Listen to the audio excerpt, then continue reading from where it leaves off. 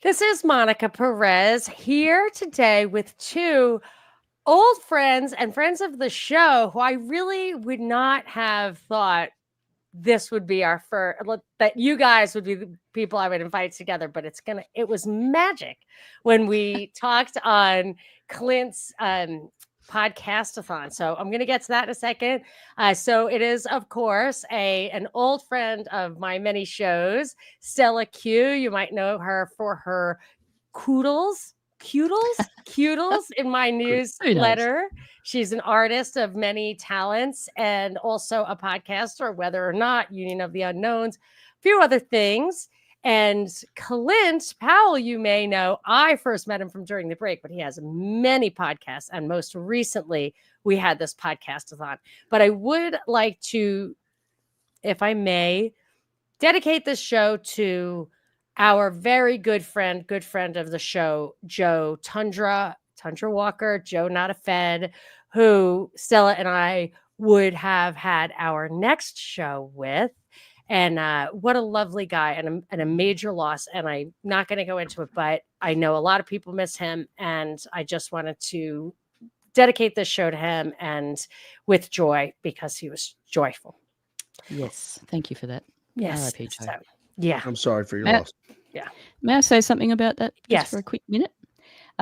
Before he went on his last ride, he shared a song with me that he had written, and he hadn't shared it with many people, and he just sort of was trying to get a bit of feedback. And I'm really glad he did, because he's left that behind, and I was trying really hard to get a recording of it finished, like an arrangement with him for the show, but I couldn't last night because my amp decided to die. But anyway. But we still could. It's One not, day, yeah, I will send it to great. you sometime soon. But, Thank you. Yeah, that'll be fun. So, yes. So I know a lot of people, because people have reached out to me because he's been around for a long time. And even my son, even Fat Mitch, was like, hey, he remembered so many details about Joe from the COVID days when we used to have the disappearing patron parties. And we really got to know each other so well. And then my son was so proud that he was one of the OGs like Joe, because he remembered him so well. So, but yeah, he had a major loss. People are saying. And all right, so let's get on with our chat.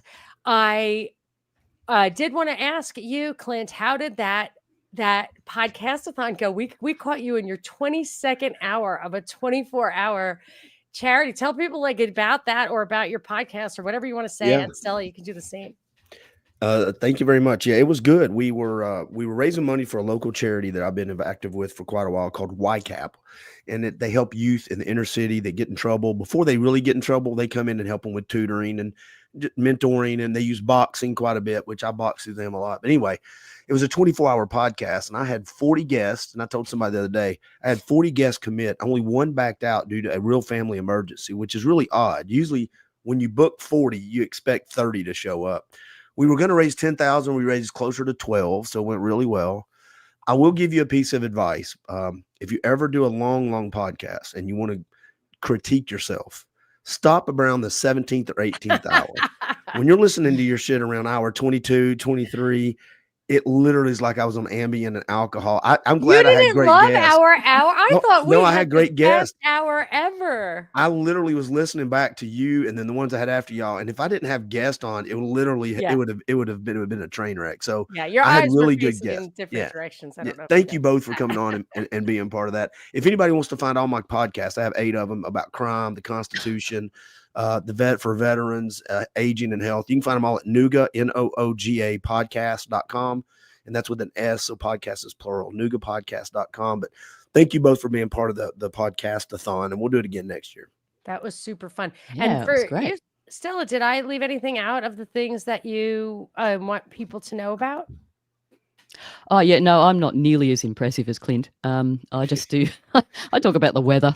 That's That's just about not it. true. I've heard Monica talk. You do a lot of stuff. Oh, yes, and she's been an Um, old counselor. We have had many like Joe, you're one of the people I talk to on the phone, and which I have never been a phone talker, so people might think, "Well, she's just a talker." I rarely do that, but mm, I do with you, and we've gone through the kind of everything is fake thing, and like with my like podcast or any other thing I opine on, the only time I'm wrong about that is when I'm like, "They might not be fake." And I'm so we could go back and be like, "You know what? You were right about that. You were right about that. Totally fake." Ah, mm, so, Yeah, you broke my well, heart when we were talking about this. You said you think Elon's fake, which bothered me. But y'all, I know we're not going to talk about that. But I want we to let can talk everybody about know. that. I'm just saying his numbers are a complete and utter fraud, and I don't know how you make a guy like that who supposedly runs 5 of the biggest companies in the world while being high a lot, and then comes in and says, "We're cutting government," and the budget goes up every single year. yeah. Yeah, Well, you know, make it make sense. Yeah, I he's mean, only been there for 100 days, so he hasn't been there for years after years. He's only been there 100 days. well, So they should budget in some of the cuts, and then maybe they I could have agree. people live up to them, but I heard a they're great analogy the other day. It said both parties, here's the difference. Both are going to outspend the other party. One just wants to tax you a little more, and one wants to tax you a little less. I don't wanna be taxed. I think I think there should be a balanced budget, Yeah. because when you cut the taxes by 5 trillion and you cut the spending by 1.5 trillion, what you have is people don't understand the cost of the policies, and Mhm. nobody is talking about the debt. This budget yields a national debt in year 10 of over $50 trillion. And if you think this country is going to continue to function at 6% interest rates and $50 trillion worth of debt, I'm going to ask you to go back and do some math. Do you think it's really realistic that anyone ever thinks that that is ever going to be paid off? Of No, you're any going to country? yeah, it's going to be the new peso or whatever, the new dollar, and it's going to be a CBDC. Hmm. So yeah, he's fake. And I wanted to. Yeah, he's fake. Okay, check that box. Next fake So person. another thing, Stella and I did a show recently, which I named AI versus the artist.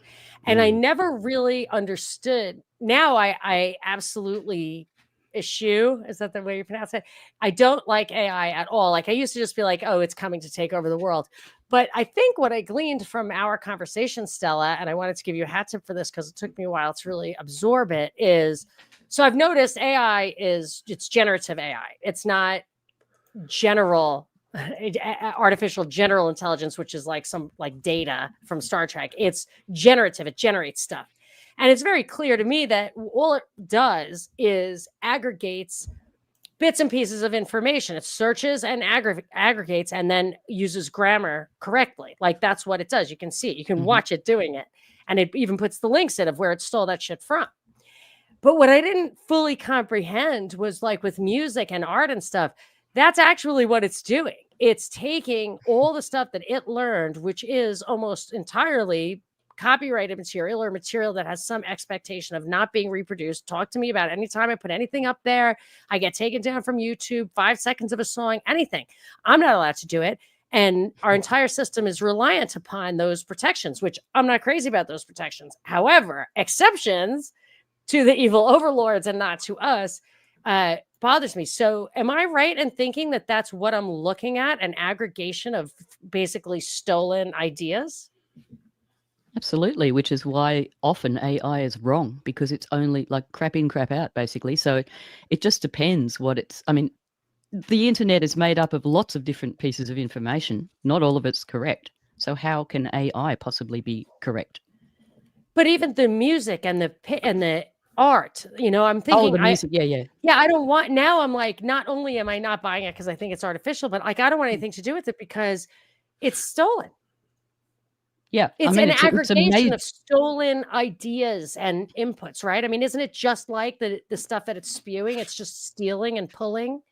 Oh, it's so blatant. I mean, there's artists musicians and artists, but there's a particular artist who has I can't remember his name, but he's got a very unique style. Mhm. And AI, like you can go onto AI and say, make me an image in Picasso style or whatever, Right. and it will reproduce that almost perfectly. Yeah. And this particular artist, a modern artist, had a very unique style, and AI has basically just taken his style and raped and pillaged it, and it has affected him. So that's just Of one course. example. Yeah. Yeah, Will and the will it be copyright able thing is just a mess. I don't know as much about this, but I've heard, will it be able to take make songs that sound like Prince or Elvis? They can just mimic the sound, and now all of a sudden they can release new albums? It's been doing that for a little while. Yeah. Oh, has it? Yeah. Welcome to the party, pal. Yeah. Mm. No, Yeah, that's sorry. those like deep fakes and stuff. Yeah, but it's like Yeah. who owns it? And That was what I was going to get to. Yeah. Who's got the rights to all that? This is where it's like a really deep, muddy cesspit. I mean, copyright has always been a cesspit of grey areas and strange boundaries and different things for different countries as well, which makes it even more confusing. But now it's kind of too late, really. I mean, the whole fight is kind of, I don't know, it was all happening before we even knew it was a thing, you know? Well, what my problem, as a libertarian, or my libertarian position has always been, thanks to Stefan Kinsella, I'm not really a fan of patents and copyrights and all of that. However, if we lived in a world where those things didn't exist, it would have affected how we contributed our creative productivity product, how we contributed it, how much time we spent on it. I mean, there would be a world. So when you have artificial, if you have a certain property rights regime, you have a lot of reliance on that, and people put their lifeblood into that. So it's and to have different standards for different ways to access it for different entities is also wrong. But that's the problem, is that you've basically, and I was watching this video, Das Nets, where Stuart Brand, a futurist, said the single greatest contribution of the 60s of the whole counterculture was that we basically got all these people to feel communal about their building code. So we got everybody to contribute free code, and that catapulted us into the computer future that we wouldn't otherwise have been. So I'm not sure that, I wouldn't be surprised if they've been thinking about this for decades, which is why they were absolutely. overly like, oh yeah, we're going to shut off Napster. We're going to protect your copyrights. We're going to take you down from YouTube, to give you a sense of, oh, I can continue to create and I will be protected. Yeah, they're taking care of me. Yeah. And they're not. It's funny you bring up Stella, how the AI is wrong. I do a podcast with Jeff Stiles twice a week. Jeff here locally has been on talk radio. He's a talk radio icon. And just in real time, I just was checking something. And for the heck of it, I don't know what made me do it. This was on Monday show. It was Monday show. I asked Chat GPT, who's the president? And it said Joe Biden. I asked it 9 times. Wow. It said, unless you have proof of otherwise, Joe Biden was sworn in 2025 in January. And it gave me, I said, what accomplishments has he made? Really? Oh, yeah. It was about the 8th or 9th time that I prompted it, that it said, oh, thanks for correcting me. I must have got that wrong. Wow. Yeah. That's the case with a few of them. I don't know much about Chat GPT because I've never used it, but the only AI I've ever used is the free one on the Brave browser, which is Leo, and that ceased its input. Leo, yeah, it's called. That ceased its input, or whatever its sourcing, I suppose, in December 23.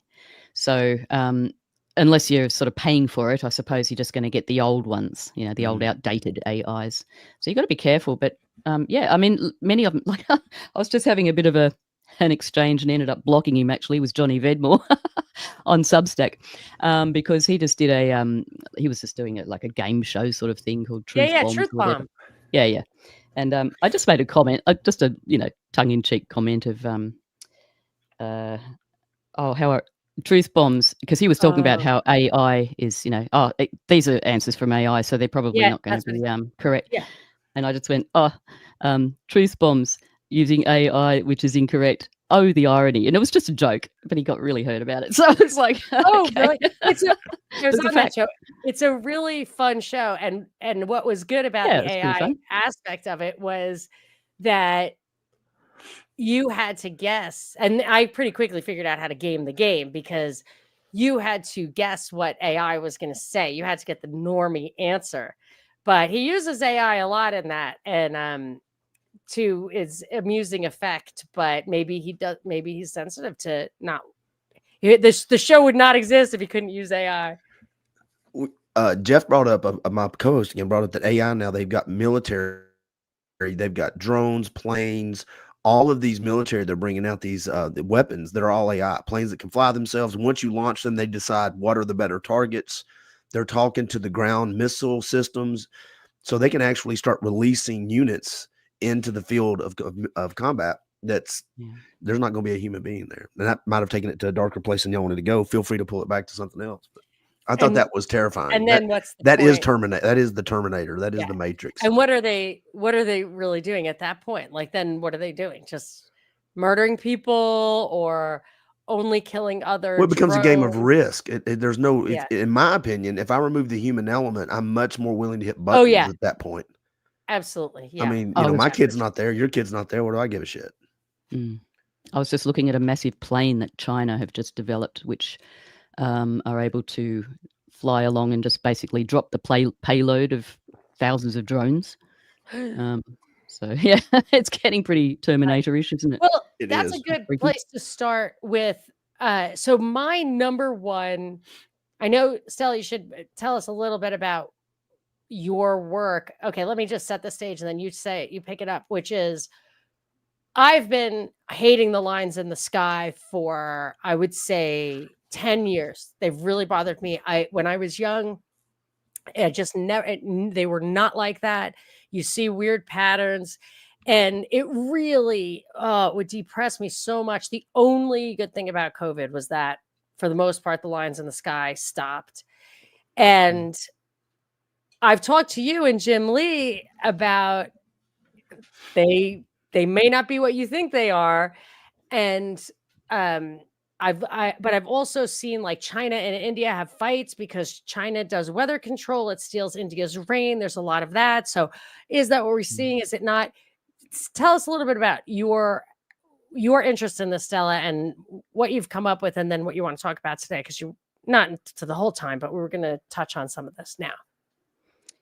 Yeah, well, there's lots of different forms of geoengineering, and there's a lot of confusion about those different forms as well.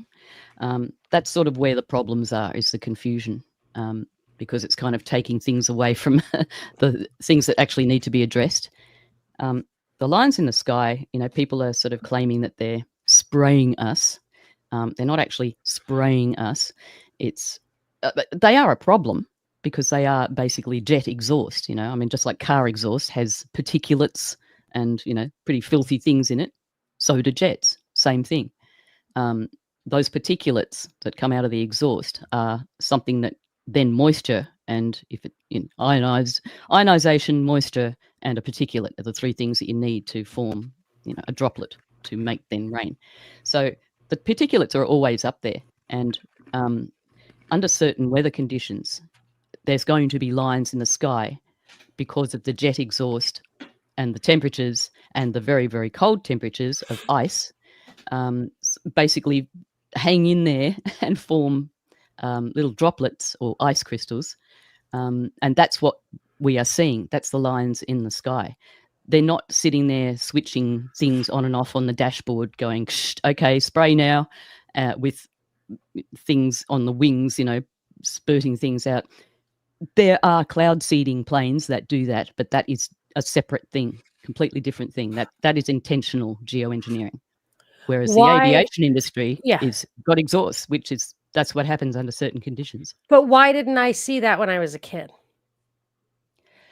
Well, a lot of people say that. I mean, there's been a lot of changes as well. There's a lot more flights in the sky now. Like we're up to around 45 million flights a year, which is well. Is there is there a cumulative effect? So I would see planes in the sky and they never left those long trails unless they were skywriting. And now I see those long trails all the time. Could it be that the sky is already, because you see the sky is milky, creamy, whatever. Could it be that it's already kind of almost at the saturation point? So it's going to, those lines are going to be more visible now, because that's a real thing. Like I didn't see it then. And if one plane will do it, I would have seen it. And I literally ran in the house and would get my sister anytime I saw a line like that. Yeah, well, it is cumulative. I mean, those particulates can stay up in the sky for quite a long time. It really depends on the conditions. I mean, just imagine a piece of fluff floating around. You see it sort of going up and down, depends on the currents and all that sort of thing. You've also got the higher flying aircraft, which go sort of, I mean, most aircraft are sort of in the troposphere kind of area. Then the higher flying aircraft go into the stratosphere. And the particulates can stay up in the stratosphere for quite a long time, like a lot longer than underneath the stratosphere, where it sort of tends to fall a lot quicker. So there is a bit of a Milky Veil going on up there. Yeah, definitely. There's a lot more flights. The jet fuel itself has an effect as well. That's changed through the years. Yeah, that's what, there's a few comments here. Okay, there we go. Yeah, Geoengineering Free Canada, jet fuel has changed back in the 90s. Frightening Me says contrails existed for World War II bombers. They've always existed. I'm not denying chemtrails. And this is something that I always wondered about. Jeff says every gallon of kerosene results in like 1.3 gallons of water added. That was the piece. I was like, how can gasoline have water in it or kerosene have water in it? But it attracts water. So since I've talked to you about this and really thought about it, I have noticed that I get those trails when there's moisture coming in from the ocean. Like they're not there when there is not that much. And you can really tell in California, Southern California, because you don't get moisture that often. Yeah, again, it depends on the conditions. I mean, it's got to be very cold up at certain distance. I think it's 33,000 feet or above, something like that. Just correct me if I'm wrong in the chat there. But yeah, it has to be very cold condition, like minus 45 degrees. It will sort of create the more lingering type lines. You can actually predict them. You can predict them if you know what you're looking for. You can go to a place like Windy or another place called Ramb, and you can look at the conditions and at certain heights, and you will be able to predict whether you're going to see contrails that day or not if you learn how to do it. It's not that hard, actually. Yeah, I do have a different attitude about it now that I can do that. Jeff says the high bypass engines have replaced the older engines and they make more contrails. That's the kind of information that would satisfy me, because I remember what I remember. Well, the change in technology, right? Yeah, it's a change in tech. Engines are different. I can't work on a car now either. I used to be able to fix a car. Right. Now, if I don't have a computer that I got to plug something in, I'm like, you change a headlight, you got to take the front end off one now. I'm like, damn, that's not the way it used to be. So things have changed. That's a good point. The biggest point to me, though, is how little, if you think about these conversations we've had the last 20 years, especially last 5 or 10, how little trust we have in the people that we're supposed to trust. I'm listening to everybody. We're trying to figure out which ones are cloud seeding, which ones are doing this, after COVID, AI. And I'm like, we don't trust anybody to do it. If they came out right now and said, I love puppies, we'd be like, the hell you do. You hate puppies. I know you hate puppies. They do. Fauci gives puppies fleas and stuff, right? Doesn't he have given chiggers? See, I wasn't going to bring Fauci up because I know that goes that those that. But he hates puppies. Okay, why does he hate puppies? I didn't know this. I'm sorry. Especially beagles. Beagles, yeah. He like. Where did this come from? Putting beagle heads in a cage and being bit by chiggers or something. Yeah, that's just one of the many Fauci scandals fed to us to keep the whole pendulum swinging back and forth. Yeah. It's true. I'm sure he's a complete. I feel like I'm in a different blame conversation. Him for the death of my brother, so I'm not a fan of that guy. But they're giving him to us. But yeah, I agree with you. Like there is nobody. We have to spend all our time trying to figure it out. And of course, Stella and I would agree. I think that that's part of that in itself is what keeps our wheels spinning. That's what keeps us out of the town council meetings. Like that's what keeps us from having any kind of accountability or process, trust, faith in the process. Because I think the process actually works, like the process of law, but we just are ignoring it. Oh, but you have something to say about that. Yeah. Oh, well, just going back to quickly to the high bypass engines versus the low bypass engines that were prior to them. As you were saying, like it's there's a lot of water being muddied because there's people within this community that are trying to expose things. And I'm not going to mention names, but there is a certain fella who has quite a large following who talks blatant rubbish. It's, you know, he will blatantly say high bypass engines do not create contrails, whereas the fact is they actually create more contrails. So there's that as well. So within our Oh, community, there's a lot interesting. of bickering. It's almost like the focus has gone away from them, TM, to sort of each other and trying to sort each other out and try to get on the same page so that then we can sort of move forward with things. But until that happens, you know, I mean, it's intentional, a lot of it. Not all of it, but a lot of it. Or some You know, of it, one of at the things least. I've noticed about politics, and whether this is a political conversation or culture, once if we're all holding hands and going, and we have a I don't want to call it enemy, but we have a cause that we all can join and be against or push back on. Once that's gone, we as human beings tend to then start looking at each other, to your point, Stella, and going, okay, now who in this group that just a minute ago I agreed with can we start disagreeing with now? Which one of you people is really full Yeah. of shit now? Let's go. It's almost like we have to pull ourselves apart, it seems like. Well, I'm going to Yeah. take it one more level and say that the reason Jim Lee, somebody was saying he can predict chemtrails, and there's sites like he can, and he's offers a lot of documentation for this.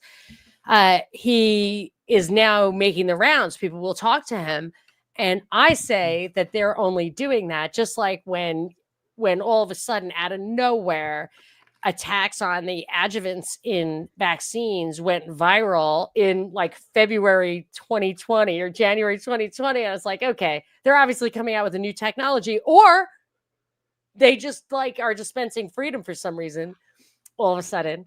So I feel like they're probably ready to change our flying habits, make them more expensive, make them Oh yeah. electric or whatever. And that's why they're letting Jim explain to us that it's coming out of the aircraft. But there's no, I don't know whether there's any alternatives really being suggested. I mean, there's Well, just flying less. Well, yeah, I know, but there has to be an alternative, like for instance, high-speed rail or something like that. But Whatever yeah, they want. I know, it is whatever they want. I mean, even just this morning, a little bit off topic, but same. Just this morning, I was looking at this new thing. It's only very, very newly been announced. I believe it's called For Nature, and it's basically the legal rights of wildlife and the environment. Oh, Yeah, you got it. National Geographic is behind it, and there's a couple of philanthropist people that I'd never heard of, but I'm sure there's, you know, if you looked into their background, yeah. So it's you can see where that's going, can't you? You know, well, the that's getting problem into the is green you lockdowns and can't, stuff. and you can't give rights to entities that cannot exercise them. So Mhm. you're projecting, you're personifying these things, and someone gets to decide what's good for them. That's And exactly all this right. environmental stuff Someone. didn't save this fire. That was bad for everybody. But Mhm. okay, so don't want to just focus on this topic, but what were you going to say, Stella? The real point of going in that direction was there's anti-geoengineering laws. Or is that Florida that passed that, or Oh, and what are we to mean? What are we to think about that? well, there's stacks of them. I mean, since I think it was around about 2011, there's been, I mean, I'm sure there's been more, but at least 100 or so bills have been not passed, but I don't know what you call it, presented. Some of them have been killed, and some of them are still under consideration. You know, might be 25% along, 50% along. Shout out Ed for that research, by the way. And there was just a new one that just came into my view this morning, actually, one called the TOR Act, TORE, which stands for the Transparent Oversight of Radiation and Environmental Manipulation Act.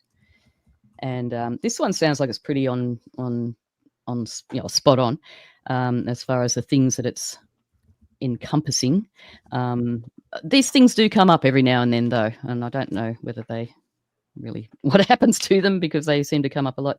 But this one is to prohibit unauthorized solar radiation management, weather modification, and atmospheric geoengineering, and to criminalize intentional manipulation of sunlight or weather systems without federal legislative approval. So intentional is the word there because, it has to be like an engineered, project. So what they're trying to do is it's accountability, basically. It's the Accountability Act, like Jim was trying to bring on, 2015, I think that was. So it's just to make these companies or these not-for-profit things, whatever they are, these geoengineers, psychopaths, accountable. Like they have to basically announce what they're doing 12 months prior. I don't know whether that involves public input, but they have to announce what they're doing 12 months prior. This is the idea. This is a proposal. Yeah, but it hasn't been if it's coming out of jet fuel, then it's not going to help. That's the thing that I sort of wanted to talk about. Really, is all these bills are being passed, etc. Proposed. However, people are breathing a sigh of relief. Yet in time, they're still going to look up and go, "But there's still lines in the sky. So what the?" Yeah. Because they don't quite understand what's the story is really the proper science behind it all. So it's going to be very disappointing for a lot of people. There's no way you can ban it, and that's just America. Like, let's talk about what you said before: China, what they're doing, India, like all these places are doing their own geoengineering. The Middle East, so that's going to affect the whole world. It's not just going to affect them. You're right. And they don't have, and we can criticize the United States all we want, but they blatantly don't give a shit. China just doesn't care. No. Yeah, really. they'll do it and go, well, okay, there you go. So do you think it's still like that over there? Well, yeah, I think that I just feel like people, they get, as the richer they get, the more you see they want to move into like India to have like the $1 an hour wage class. Like I don't know if China has had to respond to. I just don't think they care about their people. I think at least in America we have a veil. You asked me, I can't remember if we were recording or not recording, if I'm a blue pill, red pill, or clear pill. Yes. I think at least we have the veil and pretend like we give a shit here. I don't think in China they do, and a lot of countries don't. Well, I don't think there's really much. I don't know how much protesting is really allowed in China. I know there has been protests there, but I don't think they ended very well. No. Well, not just that, but like if they want concessions on an international basis for something, sometimes I feel like they're gonna conform. Like it's just these things go in cycles. They build on themselves. It's like anything. They get richer, and then I feel like the whole model for that stuff is they get a country where they can pay people very, very little.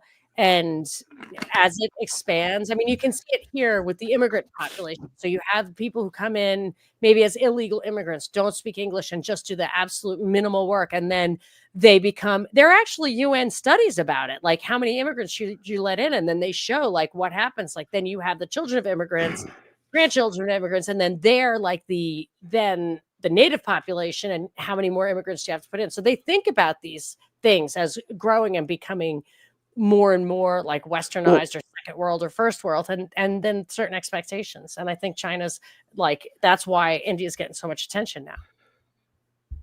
Well, I think we forget they welded people into their homes and shut them in their homes during COVID too. So when they weren't wanting, when they were not following and stepping and fetching. And so the other thing I've learned from my friend Monica over the last few years is that I was literally thinking, hey, Paul, and I still do. I'm not to Stella and Monica's level yet, but I still believe, I'm about to really piss off a lot of followers. Here we go. You ready?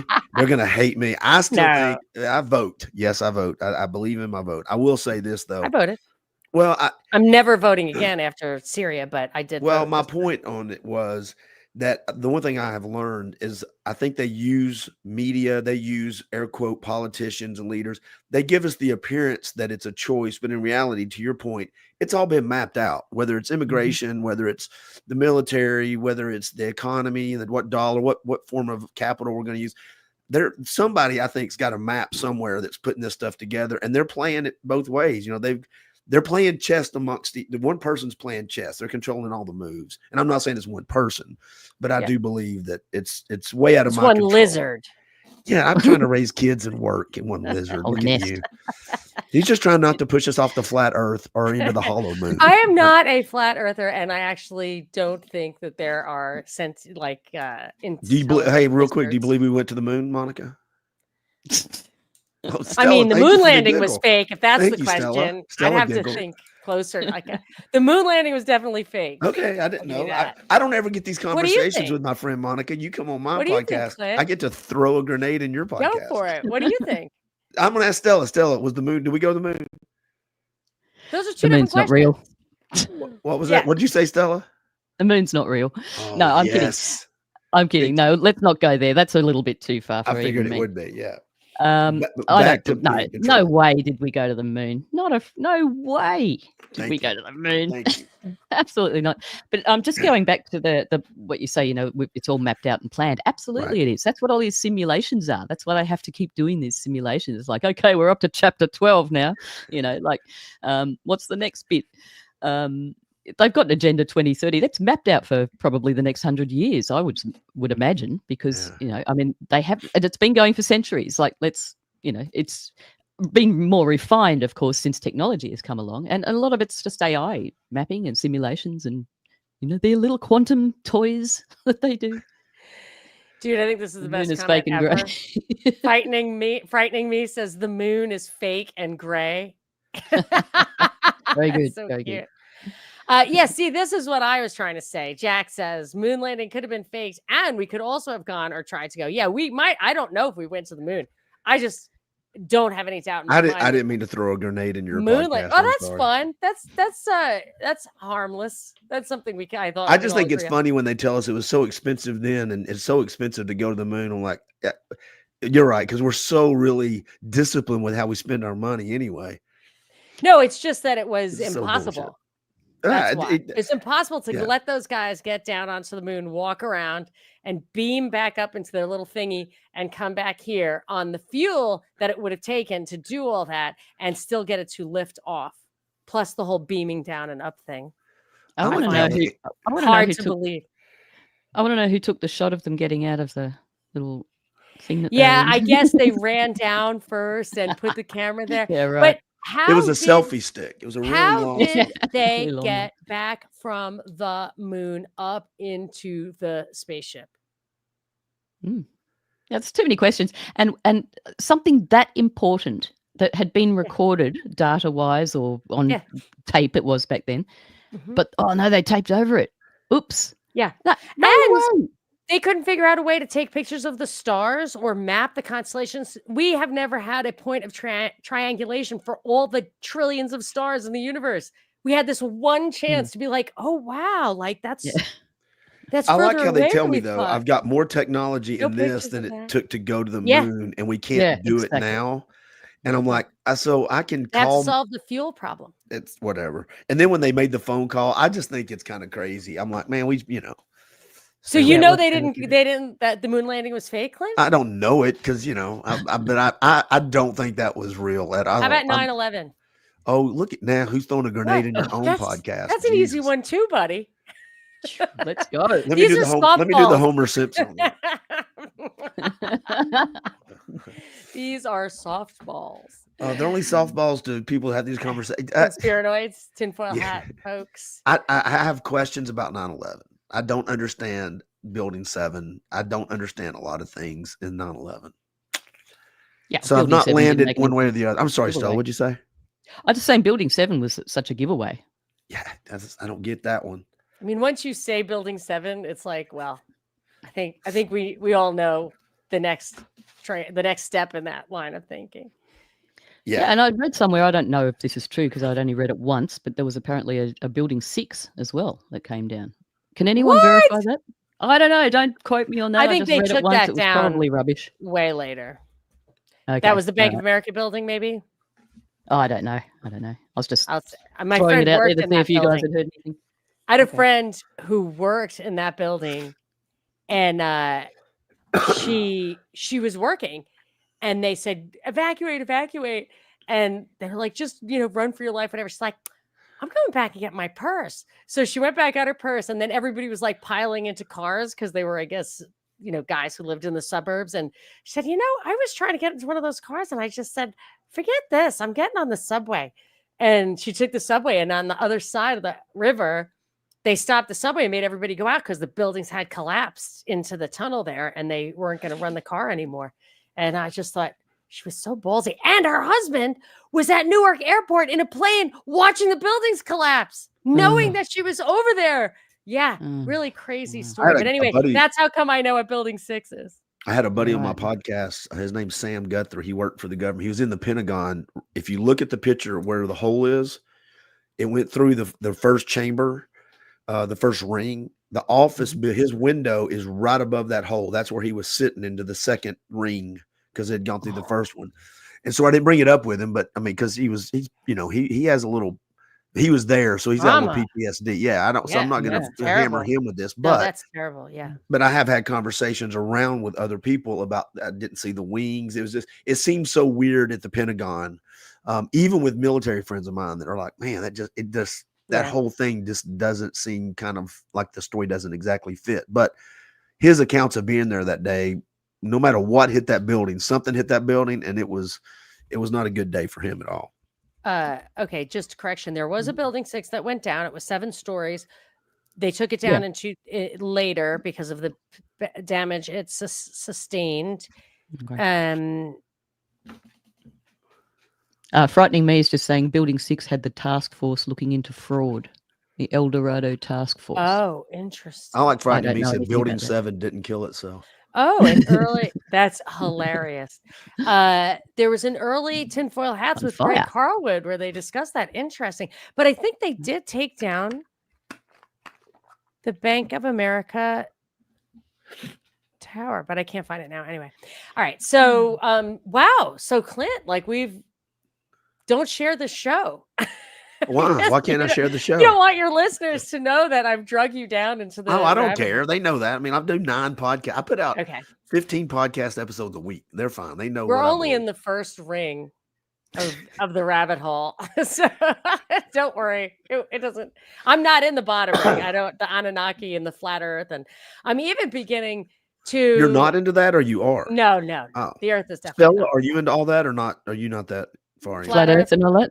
Yeah. Oh, look, I don't care what the shape of the Earth is. I mean, I just live in my little world. Maybe I could be a clear pill then, because I'm with her. Yeah. You don't even care. Definitely. I don't. Well, what does it matter if it's clear? Exactly. Yeah. Who cares? Well, I mean, here. I don't know. I've taken planes where I think it would have fallen off the other side if I didn't.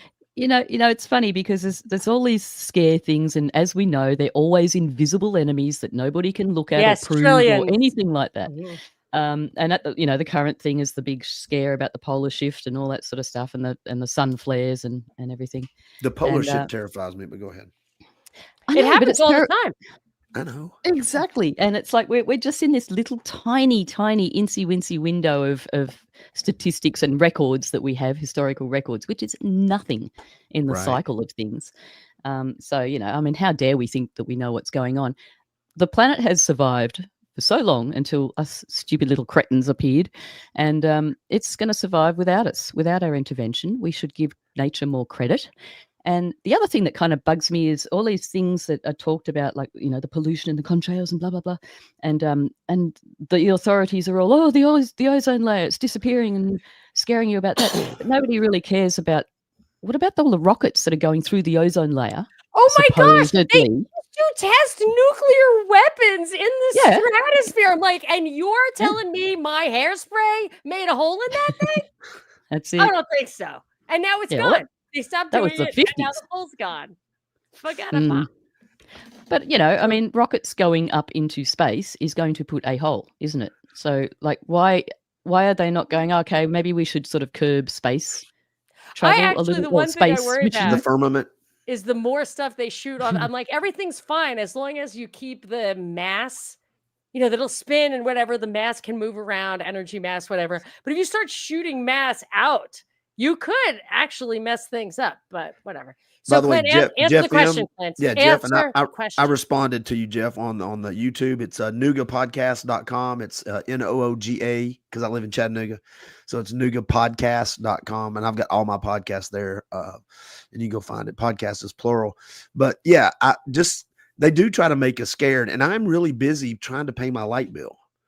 You know, I've got kids in college and so this is what happens. They know we're busy, and then they distract us with sports, which I still love. Then they do all of this, and then they think, oh, by the way, the Lakers are, going to do this, and the inflation's up, and Donald Trump's a piece of shit, and Joe Biden didn't know what he's doing. There's aliens, and the polar shift is going to kill you. Plus, they want you to take mushrooms and THC all the time. Psychedelic. Get high as you put your kids to bed. Yeah. Good luck, everybody. Try to sort Don't this get out while depressed. hallucinating. Yeah, don't get depressed. It's like, Here, okay. take a pill. Eat a chocolate bar, Clint. You really are out of the loop here. Yeah, I don't eat chocolate. Yeah, So. They don't have mushroom the pills. bugs. They have Eat mushroom chocolate bars. Kiss my ass. I'm Yeah, not maybe eating bugs. Tennessee is behind California in the mushroom. We are. chocolate Thank bars. God. I want to be. So yeah, no, it's California. definitely a setup too. It's like I'm the surprised 60s. you didn't move to Tennessee or Texas anyway, Monica. But that's just Well, I me. could move. I would have moved to Texas, but my husband's job, like we always move where my husband has a job. That's the way Okay. it works. He, Did so you I hear have, about- yeah, dinosaurs are fake. God. and gay. Just threw that in there. Go ahead, Stella. Like it out Dinosaurs there. are fake. Go ahead. Go ahead. Sorry, I was just going right just because you mentioned Texas. It just came into my head. Have you heard about that 400-acre Muslim city that they wanted to build in Texas? No, let's look it up. I Yeah, did hear is about that. Is that well? I was speaking to someone in Texas, just asking her about it, and she said, "I'm not sure that's. I think that's blocked now or something." But Epic City. Yeah, they blocked it. okay, they East, blocked it. East All right. Plano. Wow, Yeah. that I lived right near there. Mosque announced plans to. It's outside of Dallas. Build a 400-acre community near Josephine, whatever. The project, named Epic City, would contain 1,000 homes. Well, in New York, they do that. The Hasidic Jews do that in New City, and because they all consider it all part of their church, nobody has to pay property taxes. So I can see why you would want to make your homes a religion. That's probably what it's about. Yeah, and also Although they don't have state taxes there. So anyway, again. Oh, but they do have big property taxes. Sorry, go ahead. Oh, okay. My friend pointed out that because Texas is quite heavily armed, that was like they can't get the guns off people in Texas. So this was sort of another way to, it's like pushing the tolerance, Yeah. getting in via the tolerance hole, if you know what I mean, to control Texas, so to speak. It says the racial tolerance. They want to impose Sharia law. Exactly. And that's going to be the next thing that I think, I do have these bigger conversations on Of By and For the People with Eric and Matthew and Monica. You've been a guest on that before. Thank you. But we've had these conversations that politics, they've now merged politics and religion. It's all the same now. And eventually it will be, and whether we like it or not, and we're probably already there, they're the same thing now. I know we try to separate them, but politics, if you don't have a religion, you dive in politics, it becomes your religion. And that's what they're going to use, stuff like Sharia law along with American freedoms. And that's, to me, is where the big fight is. But the argument is ridiculous here. It says if this were a Presbyterian church in Red Oak or Catholic church in Waxahachie, we wouldn't be having this conversation. But what they're saying is they want to build 1,000 homes that are connected in faith. I think that it's a tax thing. I'm sorry, I shouldn't have interjected that, Clint, but I just I don't care. It's I'm your show. fascinated by this story. I'm coming up with a new phrase for you that you do drive-by comments. You'll hand it off to me or Stella like this. You'll go, so anyway, when dinosaurs are fake, religion is Sharia law. What the hell? Back to you, Clint. Mushroom chocolate bars. Absolutely. But dinosaurs That's what got fake, rid of the dinosaurs and mushroom chocolate bars. They ate Could those damn be. things. So could you comment on the true statement that dinosaurs are fake? I don't have no. Again, it's the Earth is roundish, flat, oval. The Earth is round, is a globe, is a sphere. It's a sphere. It's not a globe. A globe is a globe. It's a sphere. So you don't think they wanna know find bones? Oh, I'm sorry, Stella. Go ahead. No, you're right, man. I just want to know how they know what color dinosaurs were. Oh yeah, the purple feathers and such much. And the noise they Could have been made. Yeah. pink. Yeah. So you guys talk for a second. I'm going to pull something up. If you don't, Well, we're as gonna far sit as here I and know, awkward No. the bone manufacturing Yeah, I'm going to pull places that where up. they make they might find one bone and then make a brontosaurus out of it.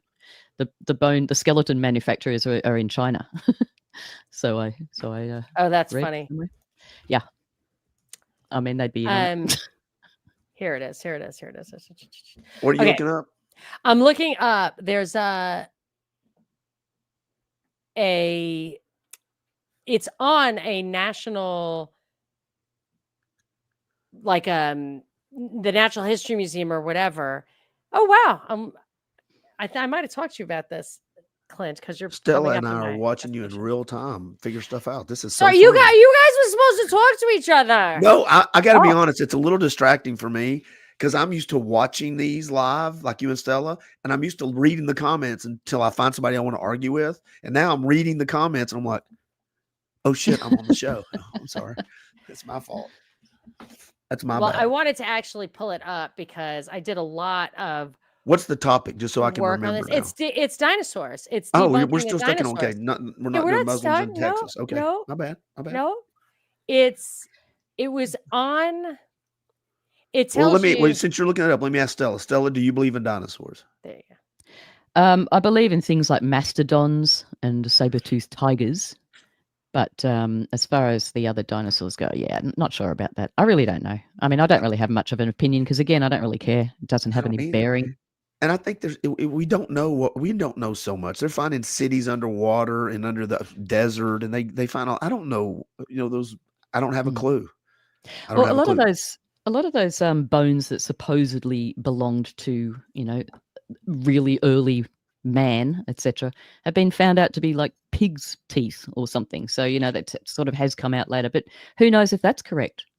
That's the problem. We're living in a world where we just don't know even more than we didn't know before because everything's so fake and grey. And we get so much information now, so much immediately. If I say A, Monica can come on and say B, and I'll form my team. Monica forms her team, and there'll be a B team and a C team. So there's so much information getting out there. It's hard to pick apart what's true and what's false. Can I address one conspiracy theorist? Somebody said, Yeah. Think Change Repeat asked, let's talk about Ruby Falls and Lookout Mountain. So where I live, there's a place called Lookout Mountain. So apparently somebody's from this area, and they said, is it true they can see, 7 states? So there's this thing that we live in Southeast Tennessee. And they say, if you go to the top of Lookout Mountain, you can see 7 states. This is a little bit of insider talk between me and this person. I'm sorry.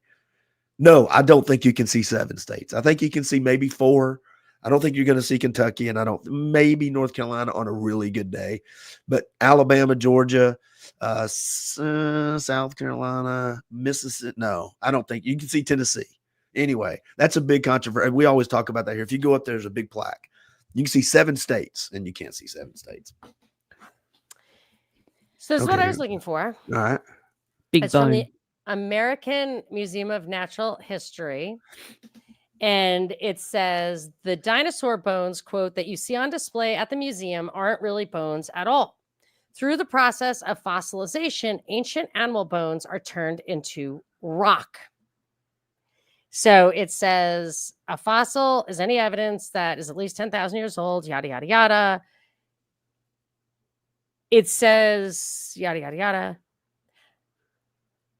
So that the bones cannot last 250 million years. So all of the bones are just rock that has migrated into the bone space. But the problem is, like when you look at a fossilized tree, you can see that it's like quartz and other things that have moved into it. You can tell that it's not a tree, but the dinosaur bones look like bones, but they're like granite carved into bone shapes. It's really bullshit, and they admit it. Yeah, could be Anyway. anything. And frightening me is pointing out carbon dating has legitimate issues and problems. All the dating does. I mean, it's just come out recently that the tree rings are not an accurate way to age a tree because I saw that.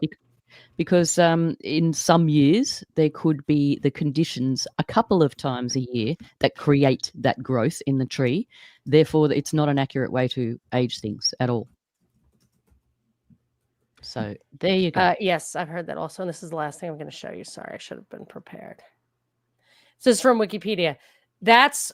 You can see that the fossilized tree has like different kinds of rock, a type of minerals and stuff that can migrate back and forth. And because it has that external bark or whatever, it keeps its shape. But that can't be how the bones are working. I mean, I feel like I'll put all of my resources about fake dinosaurs in the show notes, and this will be the definitive. I got to be honest, I Like- had no idea you were this passionate about the bullshit around dinosaurs. Yeah, dinosaurs are the biggest bullshit ever. And they're like a kid story.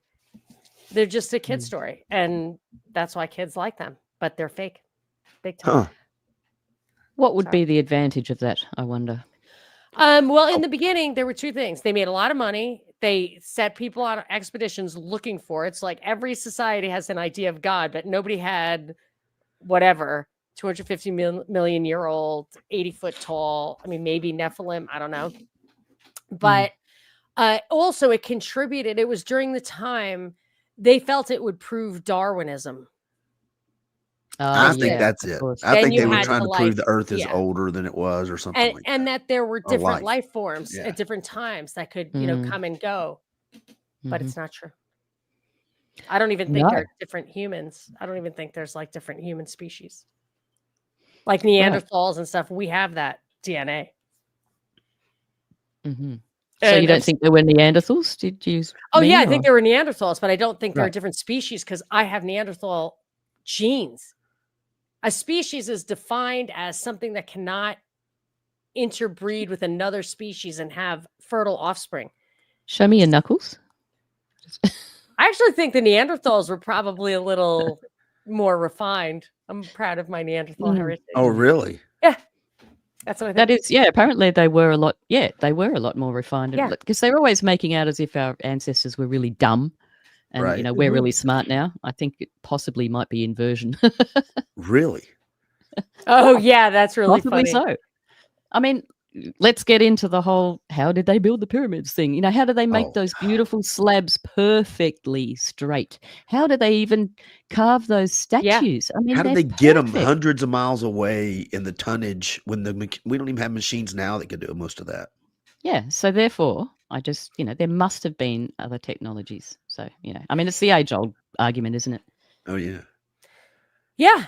So we have a total hidden history. However, I actually don't believe in the Anunnaki thing coming down, like that we were given intelligence from alien invasion. I don't really believe that one. Do you think we were maybe written into code? You think we're code? I don't know. I'm going to go with the God thing. I'm going to go with the creator. Yeah, me going with too. that. I just didn't know. I threw that out there. No. Are you an alien guy, Clint? Not you, but do you believe? Are you an alien? First of all, that's a good question. I was Are sorry, you, I was are you coughing. not? If Are I'm you an or are alien, you not an alien? I'm the shitty kind of alien that gets sick. So if I was an alien, maybe Earth's atmosphere is getting to me, and I'm allergic to it. It's the Earth virus. It is, yeah. Yeah, I believe in aliens, but here's what I think. I think a lot of the technology that we call alien is just military technology, because whatever we see that's open to the public, they're 20 years ahead and behind the scenes. At least. Those whole drone things that happened last year, how did that just disappear from the headlines? Are you kidding me? There were military bases. Everybody is shitting their pants for months. And then all of a sudden it's like, hey, it's baseball season. I'm like, wait a minute. Shiny squirrel over there. Yeah, I'm like, heads up, can we get a what's up with the drones over the middle, the hundreds that we saw? Anyway, I think they were trying to convince us of stuff, again, as a distraction. They get to ignore things too, like the JFK assassination, or exactly. Democrats used to know that 9/11 was an inside job, and then Obama was elected and did not say that. So they just pretend that they don't know it anymore. I don't understand that. Like the JFK thing, everybody knows that was not a solo operation, yet in our history books it still says it was. They've released the records now, and they can't contradict it. So anyway, yeah, I mean, and they're coming out with all these, radiation bills and all this sort of thing, for human health, but it's like, well, okay, if that gets passed, does that mean you're going to take down all those satellites that are out there? Does that mean you're going to stop Elon with his 44,000 or whatever it is that he wants up there eventually? He saved the astronauts.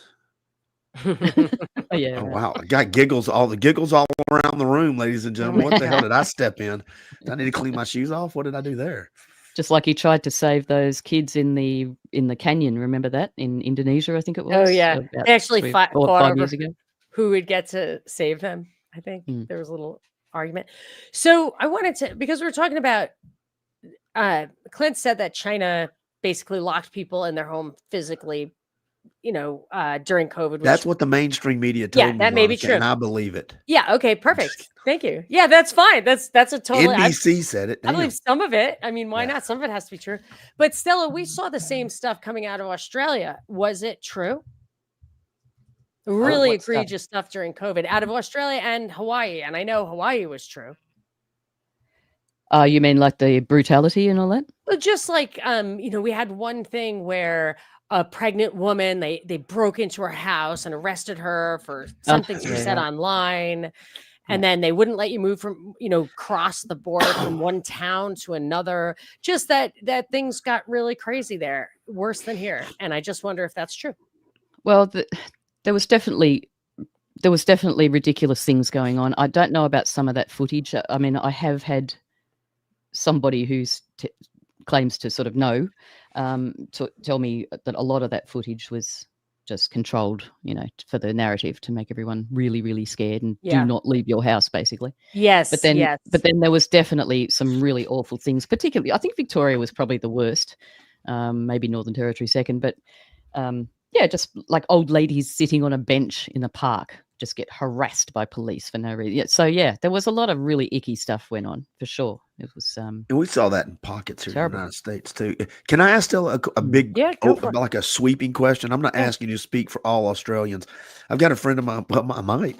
I've got a friend of mine that she lives in Slovakia, and she comes on every now and then, and it's really interesting to get her take on how people, as much as see the United States. Like, how do you view us? I've got another friend that lives in Australia, and she messaged me several times. She gets very upset that I like guns. We have guns, and my friend in Slovakia is a little more like I am, and so we have. I'm not like them both. We get along in conversations, but do you look at Americans like we're losing our damn mind, or is it one of those? No, we love Americans, or at least you love Americans. How do you see us? That's a loaded Is that a question. bad question? If you don't mind me asking. I'll have to be honest. Look, how do we see you guys? I'm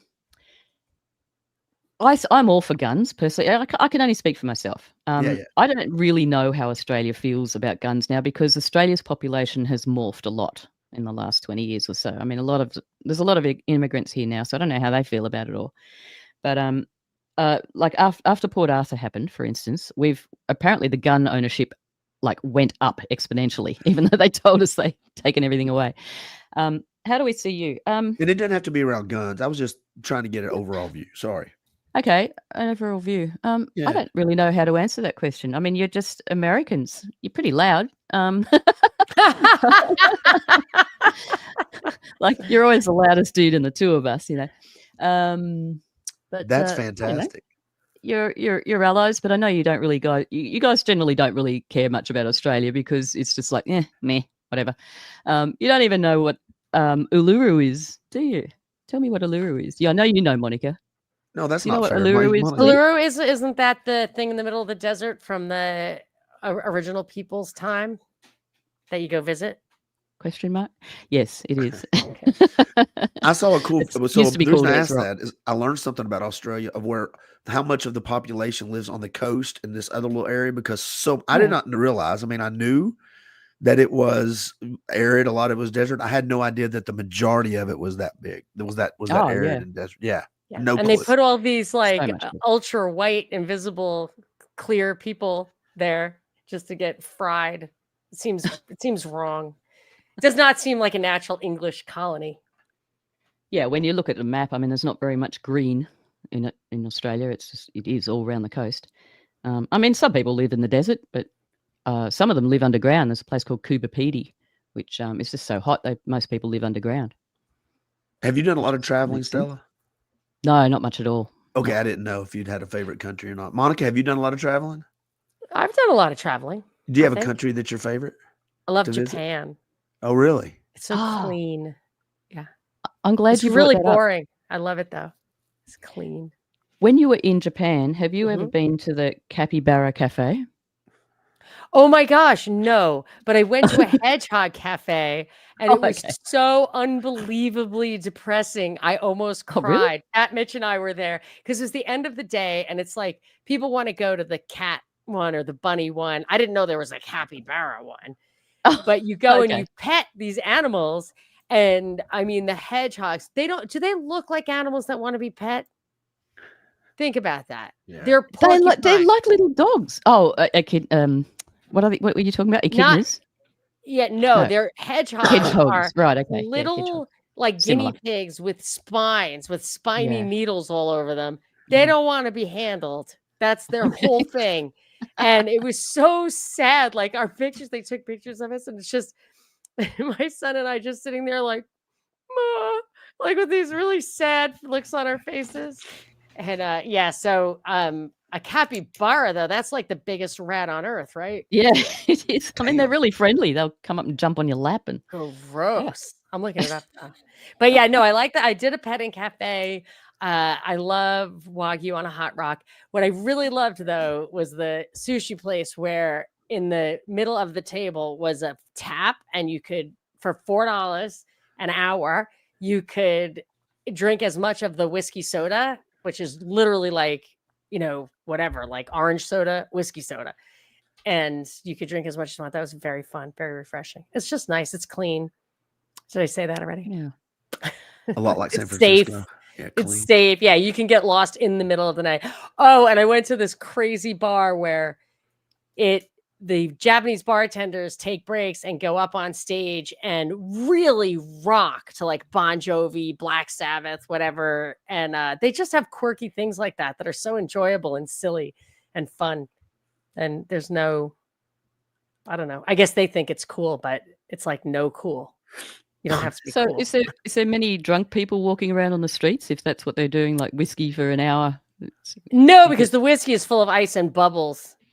So okay. you can't And you're- drink that. No, not too many drunk people. No, no.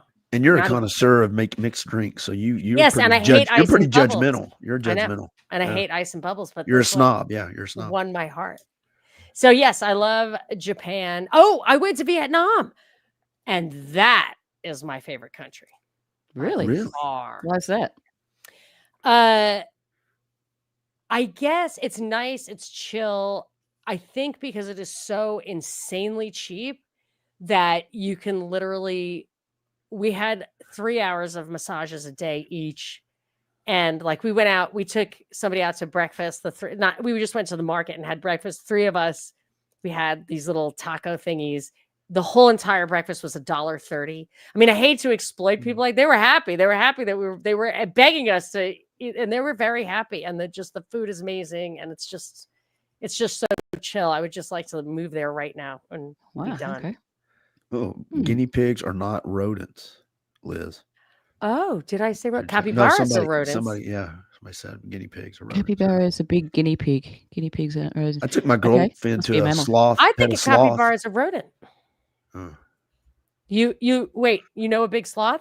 Yeah, I took my girlfriend. There's a place up here that's very nice. It's very well kept. It's huge, but you can go pet sloths and feed baby reindeer. I mean, kangaroo and stuff like that. We did all that. Oh, sloths. I want to Sloths pet it. is So I've got a super picture of Yeah. Jennifer, and she's just taking like some baby things, just taking a little nap with her. Yeah, it's pretty cool. Oh, that's my bucket list, is to pet a sloth. Really? Yeah. Stella sent me a picture of a koala in her backyard. Oh, Yeah. Yep. Just landed in a tree one day. There it is. Off it went. Yeah. Probably chased by a dog. There is quite a few of them around here, actually. It's not unusual. That's just weird. I mean, you live in a weird. the best place I've Like- only been to one country outside the United States, and that's What? Jamaica. I've been to Jamaica. when I That was a- sounds like fun. Yeah, I went as an ambassador for the state of Tennessee. Wow. We went and helped build a deaf school in the middle of the jungle. That's super Construction cool. work. Yeah, Did they do like little braids in your beard? I didn't have a beard. I was 15, but thank you. Oh, maybe they I had did your some hair. armpit hair. I had a little bit of armpit hair. It was good. I was Not that much. 5'8" Irish kid in Jamaica, in the middle of the jungle. with a deaf school. We had to learn how to speak sign language, and they had this huge kitchen that was state of the art, but they would only cook outside. They never used it. They cooked outside over open fires, and mongoose and stuff would come up and outside. And they would throw the food over to them. It was crazy. Yeah, 15 years old. It was a weird world to go visit. So I don't want to. I want to get your sense. I want to talk about something serious for a moment. Please do. I hijacked it. I have not been serious. I'm not serious anymore. I can hardly keep up on the news. It's very annoying. But I wanted to know, Clint, what you think, and Stella too. And I want to tell you a story about TDS in other countries and hear if you have it, Stella. But I want to talk about Tennessee and Clint. How are you liking the first 100 days or whatever? What do you think about Trump this time around? And what do your fellows think? Yeah, I voted for Trump twice, and I'm probably middle of the road. Me and my daughter, she's my youngest kid. She's about to turn 21, so we have some really good conversations. I do not look, I think we don't define government. We have conversations without defining terms. So, excuse me, we talk about government, we talk about healthcare, we talk about immigration. We all say the same things, but we mean different things. So I like a lot of what Trump is doing. I hate his rhetoric half the time. I think he's very reactionary. I think if he loves his ego stroke. So if you were to tell me 10 things he says, 10 things he's done, I've probably liked 5 of them, maybe 6. 1 or 2 of them I can live with. And then there's a couple of things he said that I think is dumb as hell. He shouldn't don't take this stupid plane from Qatar. It's dumb stuff. It's political malfeasance. I think he puts $100 in the savings account and then he takes $40 out. But overall, do I think he's better than the alternative I had to vote for? Yes. Yeah. What do you think, Stella? Best of the bad bunch, huh? So we're talking about Trump derangement syndrome. Yeah, if you want to talk about that, and I'm going to follow up with both of you on a couple. I think because Trump is so big, like big man, as in huge, as in personality.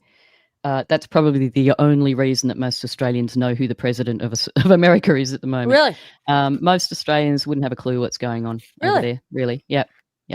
It's true. Because I'm always surprised at how many people in how many countries do know what's going on here, and even go to the point where they say we, like people in the West who are not even American will say we, like, or they'll talk about the president. But yeah, interesting. So do people have TDS? Oh, no. I don't think anyone really cares. The only thing that sort of put America, so to speak, on the radar for us lately is the tariffs. I mean, that was just sort of dumb. I mean, it was so predictable. I don't know. I could sort of foresee him, doing it and then taking it away again. It's like, just putting something into place and then taking it back. It's just like, play the game, let's move another chess piece. So, I mean, that was pretty unfair. We're your little brothers. We're your little brothers and sisters, why are you putting tariffs on us? You came and blew the crap out of our deserts with your nuclear stuff. You owe us big time. So, Well, I don't understand why we pick fights with our allies. I didn't understand that either. If you want to go after and strategically use tariffs for China, because I think China's been going after us for a long time, great. If you want to use it in other countries, do what's best for us. I get it. But people like Canada and Australia, people that we have some like interest, it's really hard. The world's a crazy place. And I think making it harder on those that we're going to depend on when the shit hits the fan, I don't think makes any sense. Can I ask you a couple of things? I want to know what things you like that he's doing. You don't have to. The number one. Well, I love the border. What is he doing? Shut it down. I don't know what he did, but I mean, nobody's coming across the border hardly anymore. I don't mind deportations. I wish they'd have more process in them, but I don't mind deporting people that aren't here legally. Again, we've got a young girl that's 20 minutes from my house that she's national news. She got pulled over accidentally. Identified in the wrong truck. They deported her. She was 20 in college, doing great. Her parents came here illegally and brought her when she was 4. I railed against that shit. There should be a process in place for that. But I like the fact that we're deporting people who are illegally. So I like that. My only issue with the Middle East right now is I love the fact he's trying to get everybody to stop shooting each other with economic deals. And I'm not a purist. I know we have to work with people that we disagree with and that have different morals than us. But if the option is to continue to let them just plot on their own instead of forming some sort of bond, then I don't know what we've been doing is not working. That was my theory on that one. And then I like the fact we're kind of doing away with the cancel culture, the DEI stuff. I like those things. Yeah, but this is just the next pendulum swing. It's, Biden set it all up. Now Trump's tearing it all down, Yep. and the next one will set it all up again. It's just like, yawn. Here we go again. Round and round and round it goes. Look, personally, I just think Trump is just another part of the game. People sort of give him a lot more credit than I think is due. Yeah, I agree. He's just playing a role. He does it really well, and it's entertaining. But yeah, no. I want to give my little anecdote about TDS. So I have a Swedish friend. She comes to visit me maybe once a year.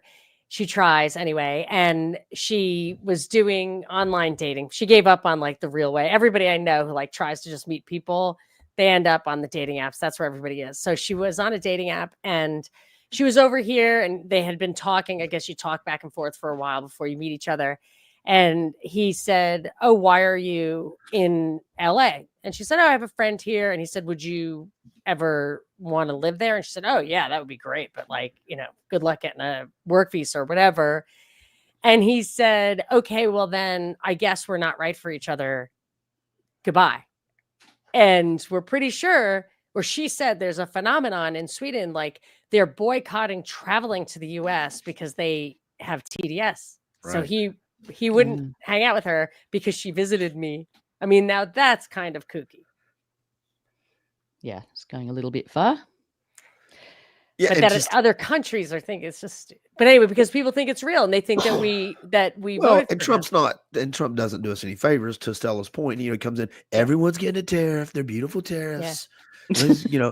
Why do you think? Why would tariffs against Chinese goods be good for us? Do you think? Well, I don't know. It's when I said strategically, they've been stealing our stuff. So I heard a podcast on Barry Weiss, honestly, and I love Barry Weiss. I love that podcast. Everybody's heard it. The Free Press. She's very liberal, but she got let go because she started trying to print stuff true about COVID. And now they just started their big thing. I love listening to her. And they did a whole podcast on how much China has they're stealing our intellectual properties from corporations. They're patenting it and then they're selling it back to us. And they do so many things that just have been unfair that when you start using tariffs against them till they lower it, because it'll hurt us, their economy would collapse so fast. If they did, we're the biggest consumer. We're the drug. We are the addict. And if we cut the supply off, they're left with a lot of drugs and nothing to sell. They're kind of screwed. Not very wise. I don't. Yeah, God. Anyway, I was just saying, I don't mind tariffs if you're using them strategically to make your world better, but I don't like, and I was kind of addressing Stella's point, or to your point, why other countries hate us right now or have, going against Trump. He's the one that did that. I mean, he's the one that, Canada, Greenland, Australia, all these countries, he's the one that came in and just did this blanket shit to everybody. So it's hard for me to feel sorry for him. And I told him, I tell my people on the podcast all the time, he doesn't make it easy for us to justify our vote when he's shaking everybody's cage and then get pissed off when they bark. I mean, damn. I mean, for me, I like to go back to the basics. If you just stopped policing the Pacific Ocean, you would not have cheap Chinese goods. If you stopped having wars for oil, they wouldn't have cheap fuels. If you didn't pretend like the interstate highway system was a defense thing, and that's what gets stuff from the coasts into the interior. Otherwise, you'd have factories there. Right. That's what you want. I mean, that's how you would get it. So I just can't stand they never go back to basics. He never talks about the Bill of Rights. None of that stuff. Well, and people will say, well, America does bad. Listen, there's no perfect country. I mean, I'm not saying that, you point to me the perfect country and we'll all move there. Maybe it's Australia. Shit, maybe I should move and just go. To identify the foundational errors, I think. And we've got away from that. Because we control the whole world, basically. Well, mostly the reason I don't vote anymore is that I have nothing to do with invading Syria. The empire did that.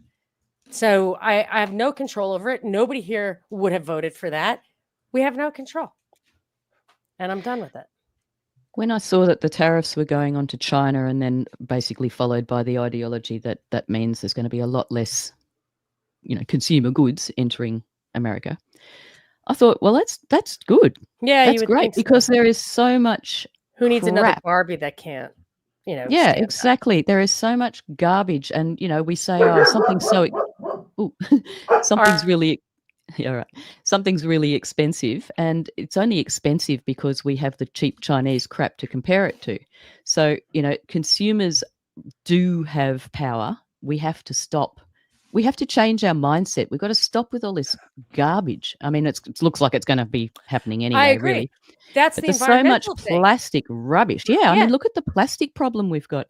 I've been saying for years there should be, if there's going to be any taxes like goods and sales tax or whatever you guys call it, GST we call it, it should be a crap tax with a sliding scale of Well, you how don't even need useful something is versus how crappy something is No. and useless it is. So They subsidize it. They promote it.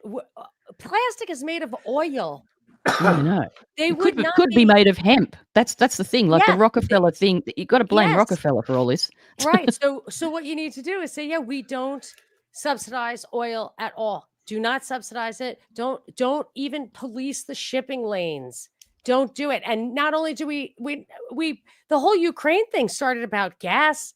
Same Yep. thing with Syria. It's all about they create these wars, they facilitate, they grease the wheels for trade, for energy, all of that stuff. So I don't want a law or a tax on plastic, or I don't want tariffs or anything. I just want to get back to basics. And then you would have sound, sustainable economics, land use. If you didn't have subsidized development, they subsidize development very seriously with tax write-offs and loans, and mortgages are deductible, what rent isn't. Then they go and build roads. The government builds the roads. You would have 100-year-old houses like mine everywhere. Sorry, Clint, go ahead. No, I was just going to say, I love subsidies. I think they should subsidize podcasts like mine and yours and Stella's. I think they should give us some money. I think we could do a lot of good stuff with their money. I will capitalism. I said this to my daughter the other night, who's, like I said, she's a senior in college, and so she's trying to figure out this whole thing. She's sick of politics. She's tired of all of it. She thinks both sides are full of shit. Yeah. So she's probably already where you're both at, and probably better off than I am. But I told her, I said, capitalism without principles gets hijacked. It becomes evil. Religion without principles becomes evil. You can have football teams, and if you don't have principles around how you are, anything can become corrupt and mission drift if it doesn't have principles that they can agree to. It just happens. That's human nature. And if it calls good people to keep that shit on track, and we just don't have a say so a lot now.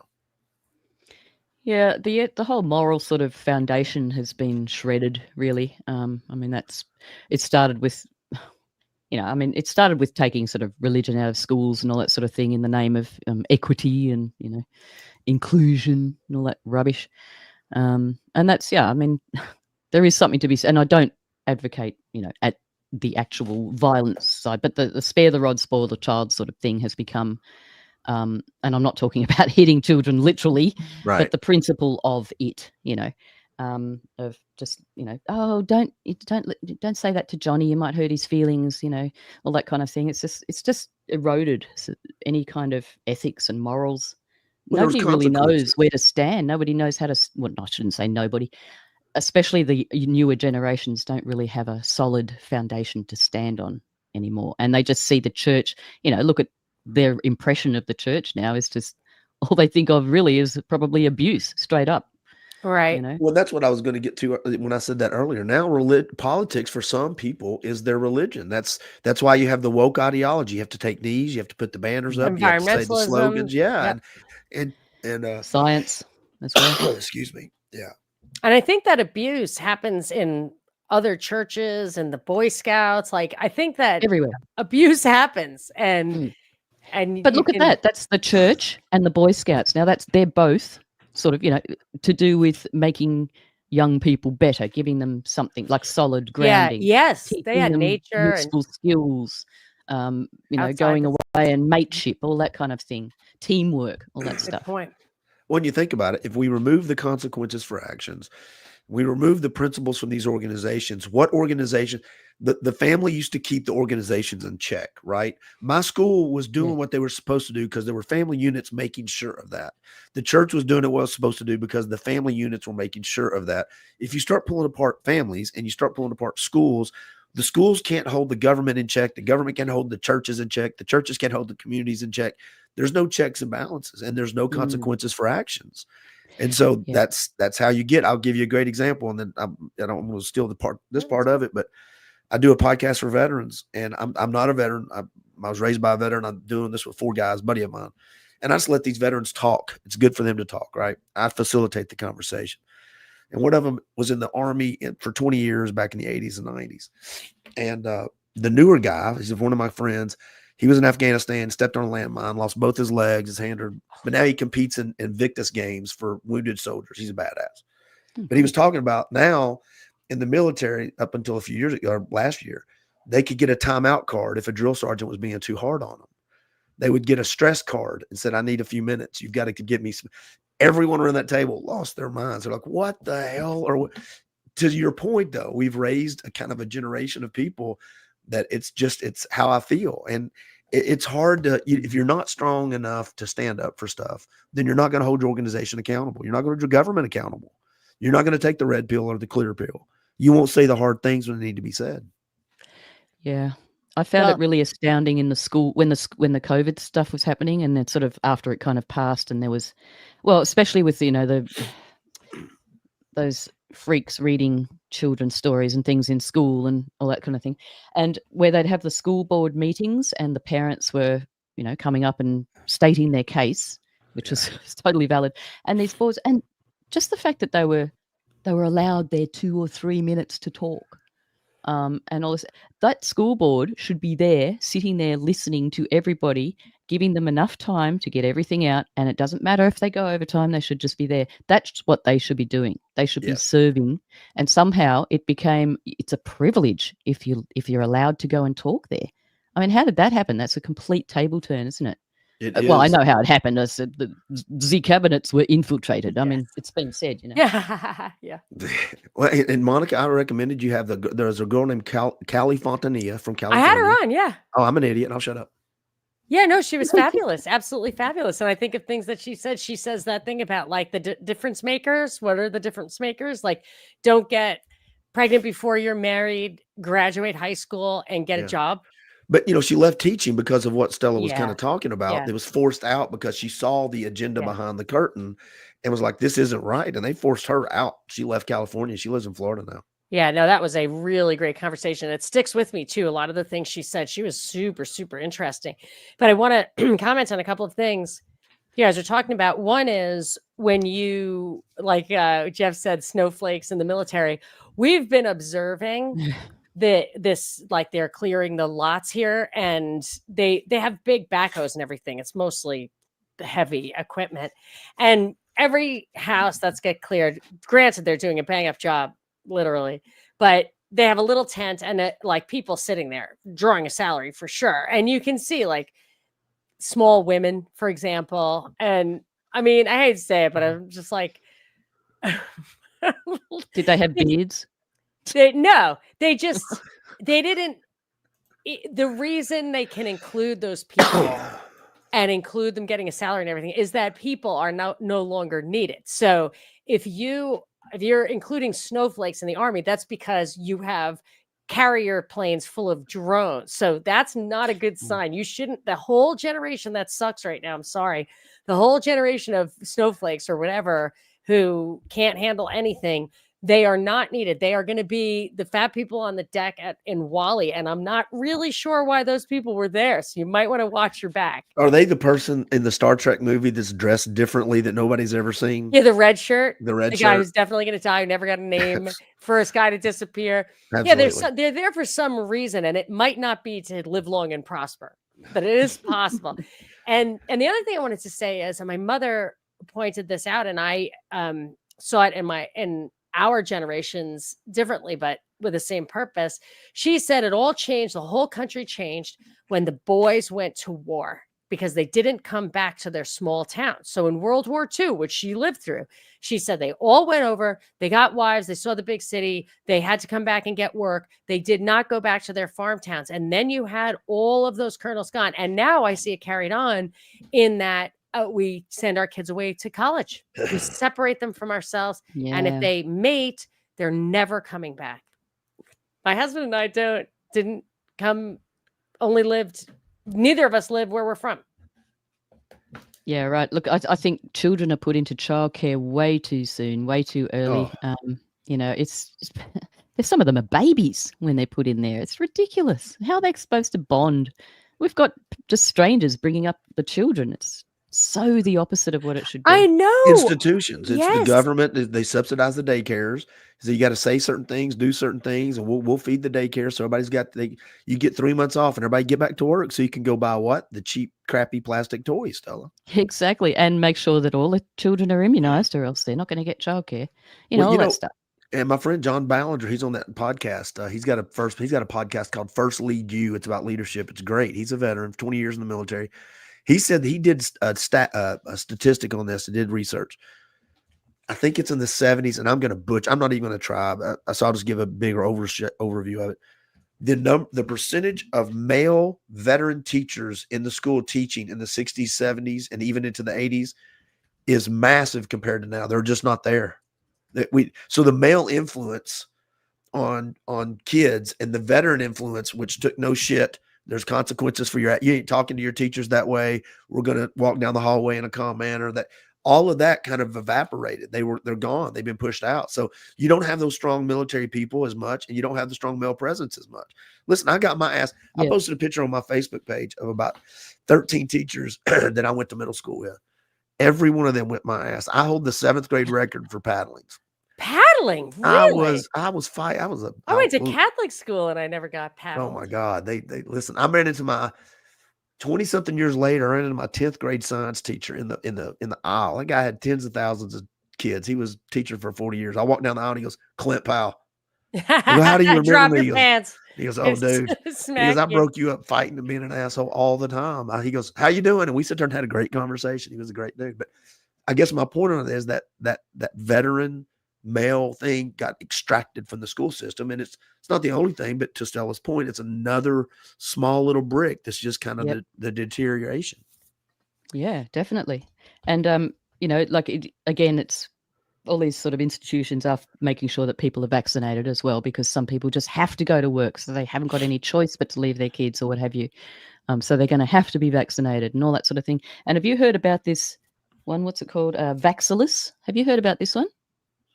You know how they've got the triple antigen, right? So there's 3 in 1, right? Yeah. That's diphtheria, tetanus, and whooping cough, I think. Oh, yeah, but there's more than one multiple. But go ahead. Well, this one, Vaxilus, is now 6 in 1.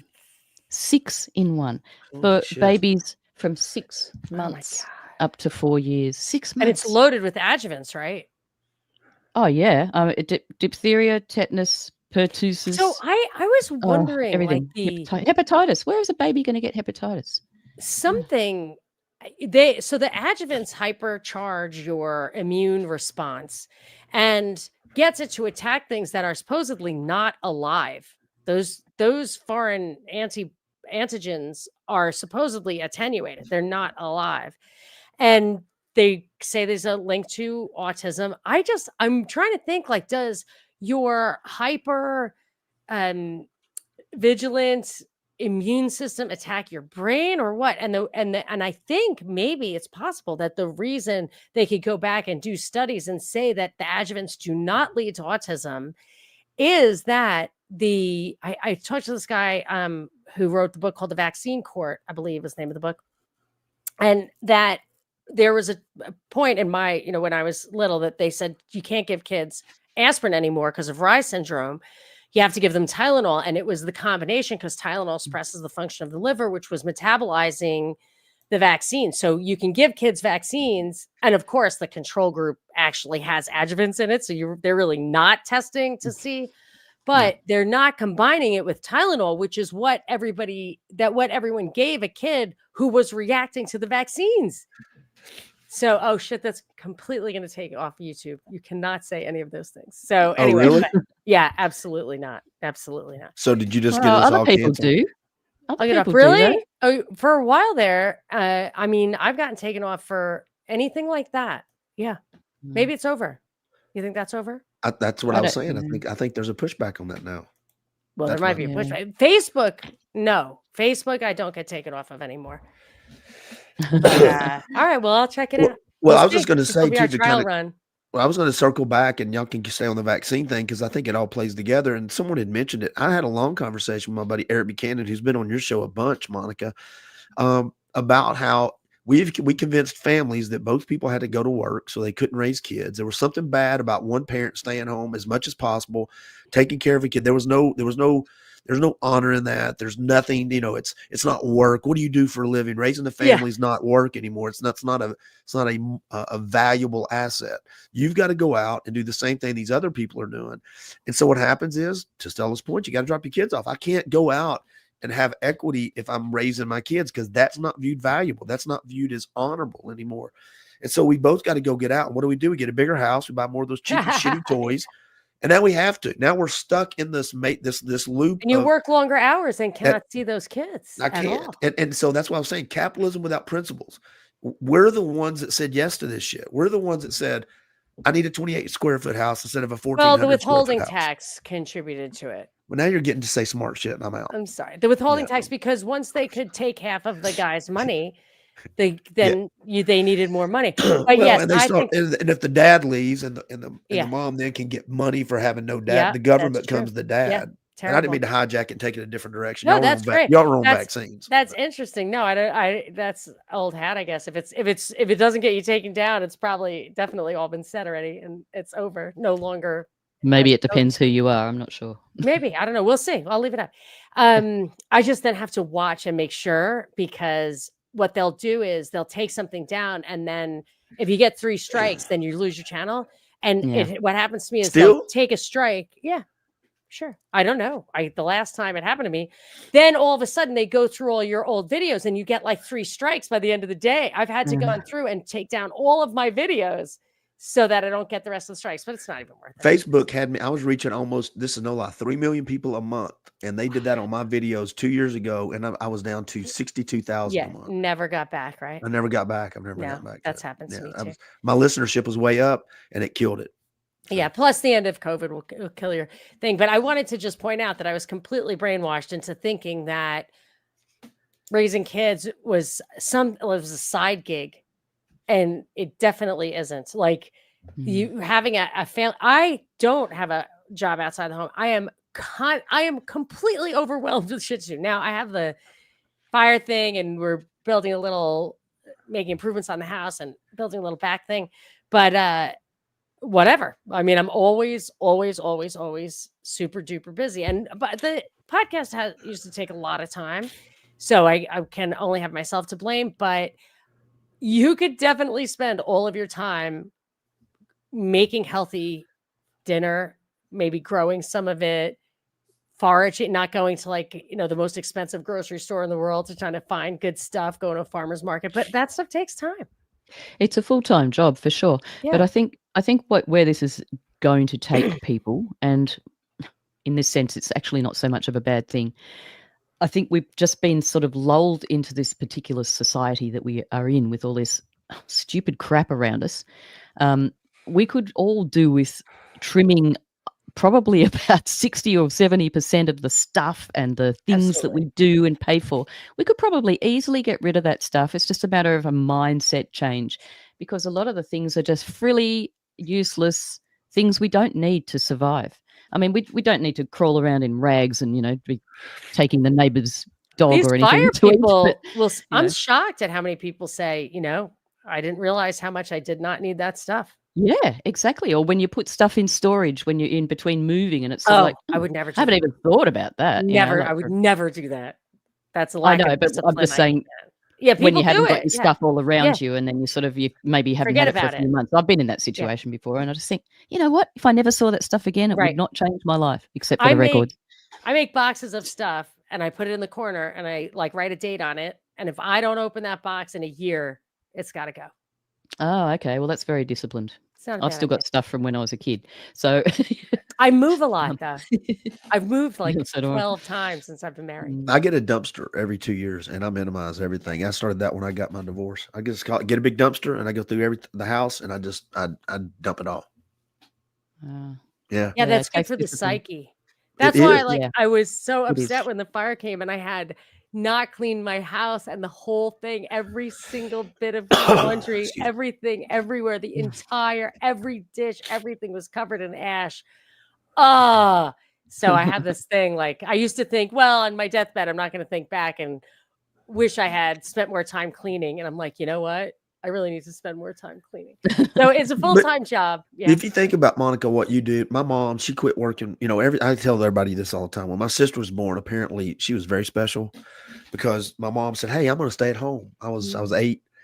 I'm like, "Great." So she's going to stay at home now because she's got the daughter. She stayed out of work for about 12 years, and she went back when we both hit teenage years. But it's also my dad stopped smoking in the car. Back in the day, my dad would Oh just smoke wow. in the Because car. well, My that's nice. my sister was born, and all Girls of a are sudden better. it's like, oh, I can't smoke in the car. My lungs are shit, but hers is fine. That's nice. Girls are But better. I say that all the time because, and I hate to kind of beat the dead horse, but we're the ones that said that there's something not valuable about pouring into another human being. Go pour into this corporation that will put a won't ad for your ad. They'll have somebody in your chair by Friday, Yeah. but pour into that little person or that big person. That's not valuable. And I'm like, that's bass backwards. I don't understand that at all. Sorry. You're just bitter Yeah. because it was your Wow. And swinging back to the geoengineering too, like for instance, having a lot less garbage that we don't need, consuming all that stuff, it does affect the environment, not only with the plastic, but also with the ships that are bringing all the consumer goods. the ship pollution. Whoa. Yeah, that's the bunker fuel. That's like the very bottom of the barrel of the crappy, It's dirtiest crap. worse than the island of plastic. Yeah, and it's a lot worse than the aviation fuel. So there's that as well. It's like all these ships bringing all this useless garbage to us. Yeah. So it's all a big intricate circle of a big fractal. Yeah, I wish that's why I Of love Ron decisions. Paul. Like he would say stuff like, "Yeah, stop policing the Pacific and see how many ships are gonna see what Sandwich Island, or whatever Fijian pirates look like." Mm. But You your have some fake Trump, he got in trouble because he just told the world you don't need $30 this year. They may only get 2 or 3. That's fine, but Yeah. just stop. Just take out. No one will talk about the terrible policies that predictably lead Yeah. to these outcomes that empower this totalitarian dictatorship. But The more I read on we've come full Rockefellers, circle. the more I read about Rockefellers, the more I've got to probably not do conspiracy podcasts because I think a lot of it goes back to them. Oh, it Yeah. absolutely does. I mean, it was them that really did away with a lot of the natural, grandma's remedies and the natural herbs and all that sort of thing. It's all in Education. Rockefeller Completely, medicine man. yeah. This book. People I was act like thinking. Oh, I yeah, wonder how right, we okay. educated our kids before we had these institutional big brick houses that made boys sit and steal for 8 hours, which if you've ever raised a boy, that's bullshit. Oh, it's the education of life. You'd stick them out in the paddock and they'd learn how to, catch a snake or something and not get bitten. It was just all the relevant stuff that we needed to know because let's flip it to what they learn in school or what we learned in school. I don't know what it's like now, probably worse. None of it really is relevant. We didn't learn how to manage our finances. We didn't learn how to raise children. All of that stuff, it's just useless crap. Who's used trigonometry? I never even used it in school, let alone when I left school.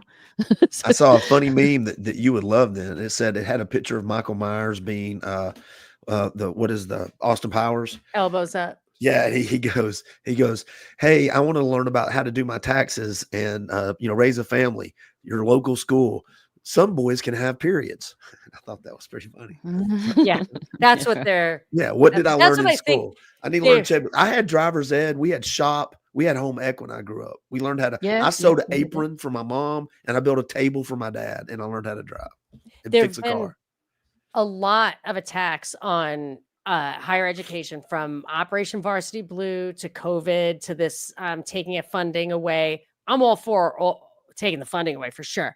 But it seems to me that what they want to do, what might be an outcome here, is a real third worlding of higher education, where you have the absolute elite, where they'll either pay you to go there or you have enough money to go there. And then everybody else will go to the public schools that are 100% there for brainwashing and no other reason. So if you take Lori Loughlin out of USC, USC will probably be out of reach. She was going to give them $1 million.